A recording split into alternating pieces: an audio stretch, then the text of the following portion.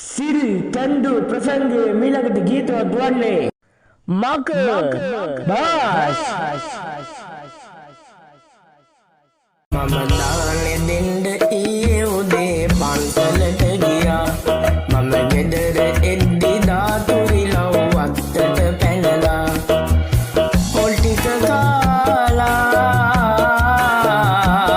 පරිසර වේදී ගමට එනු එපා මම දානේ දෙන්න ඊයේ උදේ පන්සලට ගියා